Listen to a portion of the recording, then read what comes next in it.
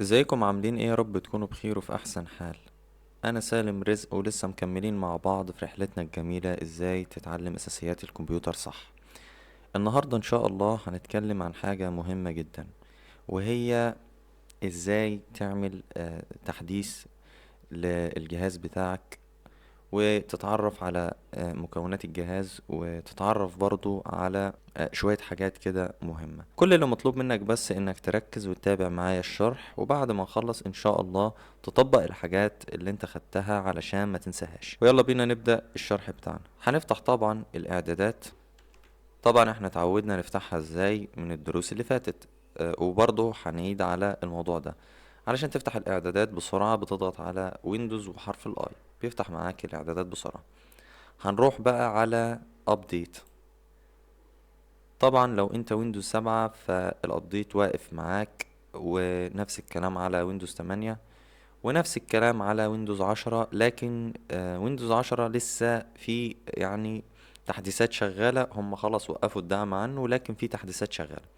فانت علشان تحدث الجهاز بتاعك وتنزل له التعريفات هتضغط على شيك فور ابديت. بمجرد طبعا ما هتضغط على التحديث هيبدأ بقى هو يدور على التحديثات المتاحة. تمام، لو ظهر تحديث هيبدأ تلقائي يحدث. طيب انت لو عايزه يعمل تحديثات تلقائية مع نفسه كده من غير ما انت ما تتدخل، هتفعل الخيار ده. لو مقفول عندك هتفعله. لو عايز توقف التحديثات هتيجي هنا وهتضغط، التحديثات هتقف معاك. ولو عايز تشغلها هتضغط على الاختيار ده، هيبدأ برضو يشتغل معاك. ولو جينا هنا ودخلنا على فيو ابديت هنلاقي حاجات كتير جدا. الحاجات ديت كلها تحديثات تمت قبل كده زي ما ظاهرة قدامك. طيب انت لو عايز تشيل اي تحديث هتيجي هنا وهتضغط uninstall update، هيشيل لك التحديثات اللي انت عملتها. ونيجي بعد كده على حاجة مهمة جدا، وهي برنامج الحماية. لو نزلنا تحت كده وبصينا هتلاقيه شغال. طيب انت لو عايز تشغله او تقفله هنروح على ويندوز سيكيورتي وهنضغط ضغطة، هيظهر لنا الحاجات اللي انت شايفها دي. هنختار اول حاجة، هيفتح لنا زي ما انت شايف صفحة فيها كلام كتير جدا. كل اللي عليك انك هتروح على مانج سيتنج، هنضغط عليها ضغطة، هيظهر لنا يعني اختيارات كده. احنا اللي يهمنا اول واحد بس. لو ضغطت عليه كده وقلت له يس، يبقى انت كده قفلت برنامج الحماية زي ما انت شايف. طيب لو عايز تشغله نفس الكلام، بدل ما هي اوف هتخليها اون. كده انت شغلت برنامج الحماية زي ما انت شايف، ظهرت معاك انه اشتغل. نيجي بعد كده على الاختيار ده اللي هو عليه علامة مفك. لو ضغطنا عليها كده هيظهر لنا الصفحة دي. لو جينا ضغطنا على الاختيار ده هيفتح لنا برضو صفحة تانية فيها حاجات كتير جدا. طيب الحاجات ديت ايه لازمتها؟ هقولك. انت دلوقتي لو عندك مشكلة في النت ومش راضي يشتغل، وجايب لك هنا مثلا اكس، مش جايب لك انه مش شغال، لا جايب لك اكس زي دي كده مثلا، فانت بتعمل له حاجه اسمها اصلاح. تضغط عليه كده مثلا، وبتضغط على الاختيار ده، وبعد كده هو بيبتدي يحمل، وبعد كده بتضغط على ده، بيبتدي هو بقى يدور على الاخطاء ويحلها. زي ما انت شايف كده بيحمل، وبعد كده زي ما انت شايف بيخلص تحميله وبيقول لك ان الدنيا تمام. لو في مشاكل هتظهر هنا، لو مفيش مشاكل مش هتظهر، هتقول له كلوز. لو عندك طبعا اي مشكلة سواء بقى في بلوتوث او في ابديت او في صوت، اي حاجة عندك فيها مشكلة، هتيجي طبعا على الحاجة اللي انت عندك مشكلة فيها، وليكن مثلا البلوتوث، وهتضغط على رن.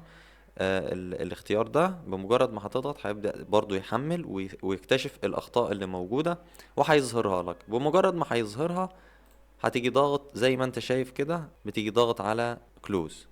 طبعا علشان انا ما عنديش بلوتوث هو قالك في مشكلة، لكن انت لو عندك البلوتوث بمجرد ما هتضغط هيقول لك نيكست، وهتضغط تاني نيكست وتحل المشكلة بكل سهولة. نيجي بعد كده على حاجة مهمة جدا جدا جدا، وهي الريكفري اللي هي عليها علامة الدايرة اللي انا معلم عليها دي. هنضغط عليها هيظهر لنا اختيارين. اول اختيار ظاهر معانا اللي هو الريموف اب، يعني انت عايز تعمل مسح لجميع بيانات البرامج اللي عندك، ولا عايز تعمل للجهاز بالكامل يعني اعادة تعيين، زي مثلا كده اعادة ضبط المصنع في الموبايل. لكن هنا انت بمجرد ما هتضغط هيحذف لك كل حاجة في الجهاز، فخلي بالك من النقطة ديت كويس جدا وخليك حريص فيها. نيجي بعد كده على الاختيار اللي تحته اللي عليه علامة صح اكتيفيشن. لو ضغطنا عليه كده هيظهر لنا الحاجات اللي انتوا شايفينها دي. طبعا ده الويندوز، وده نوع الويندوز، ويندوز 10 برو. تمام. وبيقول لك انه متاكتف. هنا طبعا بيقول لك ابديت برودكت كي، اللي هو مفتاح التفعيل. مفتاح التفعيل ده اللي هو السيريال اللي هو بتفعل بيه الويندوز بتاعك. غالبا انت بتفعل الويندوز بتاعك بكراك، او يعني لما بتنزل نسخة من عند اي حد بيفعلها لك كده اوتوماتيك. فغالبا الاختيار ده مش مهم، لكن الناس اللي مهتمة فعلا ان هي تفعل بطريقة رسمية، انت هتروح تشتري من الموقع الرسمي السيريال او مفتاح التفعيل، وطبعا بيكون بمبلغ كبير. وبعد كده بتيجي تضغط هنا وبتضيف السيريال بتاعك، وبعد كده بتضغط نيكست بيتفعل معاك. هنيجي بعد كده على حاجة مهمة جدا جدا جدا، هي يعتبر من اهم الحاجات الاساسية اللي المفروض تبقى عارفها كويس جدا، وهي امكانيات الجهاز بتاعك. يعني ايه امكانيات جهاز؟ يعني البروسيسور والرام وكارت الشاشة والبوردة والهارد. لازم تبقى عارف الحاجات ديت كويس جدا، لان ديت زي ما قلت لك مكونات الجهاز بتاعك اللي شغال. فتعالى بقى اقول لك ازاي تعرف امكانيات جهازك بالتفصيل. هنضغط على زيس بي سي، كليك يمين ونضغط على اخر اختيار.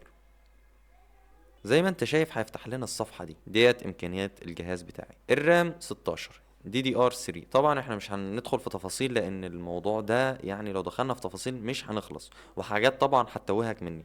فانا بس عايز اخليك تفهم الحاجات الاساسية. خلينا دلوقتي في الرام.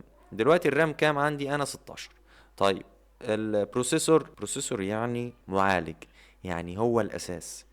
انت بتحط ده وبعد كده بتبني عليه الجهاز بتاعك. وطبعا في شركات كتير، يعني في شركة انتل وفي شركة اي ام دي. احنا دلوقتي المعالج بتاعنا من شركة انتل. برضو مش عايز ادخلك في تفاصيل. دلوقتي انتل كور اي 5 جيل تالت، فيها بتاعته كي. نيجي بعد كده على جرافيك كارد ديت اللي هو كارت الشاشة. كارت الشاشة ده من غيره طبعا انت متقدرش تشغل برامج تقيلة او العاب او اي حاجة حديثة من اللي احنا بنستخدمها النهاردة. لكن طبعا من غير الكارت ده ممكن تشغل حاجات بسيطة، لكن هو مستحيل طبعا يشغل معاك حاجات زي فوتوشوب لو انت جرافيك ديزاينر، او العاب لو انت جيمر، او حتى يعني بتطلع بث مباشر. الحاجات ديت لازم لازم لازم يتوفر لها كارت شاشة يكون قوي ويكون متوافق مع جميع القطع ديت علشان يشتغل بدون اي مشاكل. نوع كارت الشاشة اسمه رايزون من اي ام دي ار اكس 570 سيريس. نيجي بعد كده على المساحة. انا طبعا عندي هاردين، واحد اس اس دي والتاني اتش دي دي. الفرق ما بينهم، الفرق ان الاس اس دي اسرع بكتير جدا من الاتش دي دي.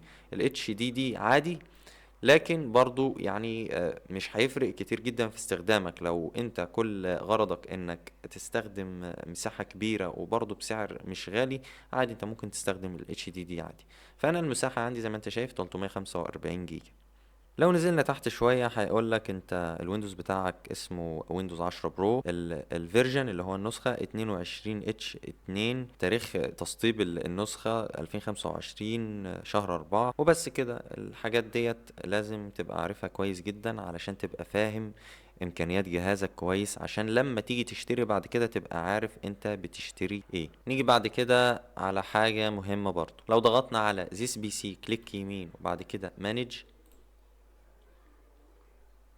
هيفتح لنا زي ما انتوا شايفين الحاجات دي. احنا كل اللي يهمنا بس حاجة بسيطة جدا لازم تبقى عارفها، وهي لو ضغطنا على الديسك مانجمنت ضغطة واحدة بس، هيفتح لنا الهارد بتاعك. انا ليه بوريك الهارد من هنا؟